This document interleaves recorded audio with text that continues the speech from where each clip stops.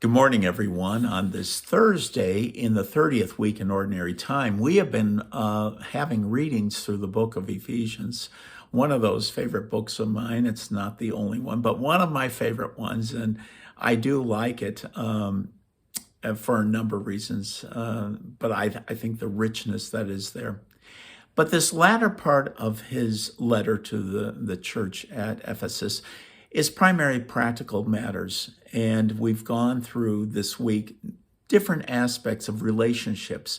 Now there is another kind of a punch in there for all of us to get involved. So we're reading in chapter 6, verses 10 through 20. Brothers and sisters, draw your strength from the Lord and from his mighty power. Put on the armor of God so that you may be able to stand firm against the tactics of the devil. For our struggle is not with flesh and blood, but with principalities, with powers, and with world rulers of this present darkness, with the evil spirits in the heavens.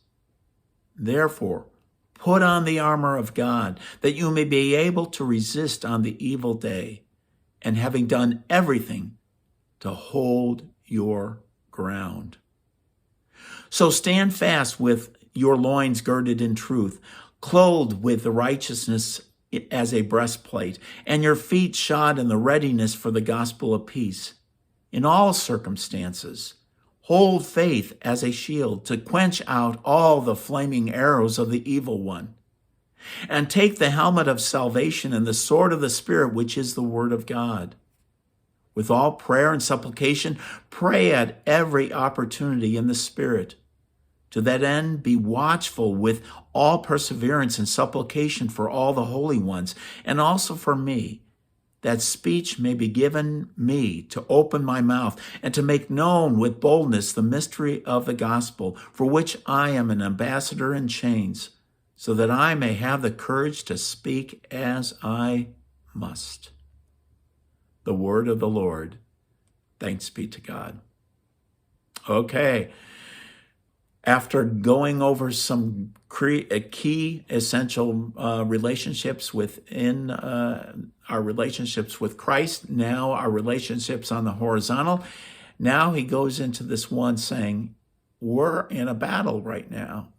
And so twice he says, put on the armor of God. It's something very important. Put it on. It's God's armor, though. It's not our armor. It's his armor. And he lets us know in certain terms, this is not like a fight like the world would have. We're not going out there in literal battle doing things with literal swords and stuff. No, they're a whole different type of one. It's the armor that God has, armor that is his armor that is granted to us. And so it's drawing, as he says right at the very beginning, draw your strength from the Lord and his mighty power. Everything is from him.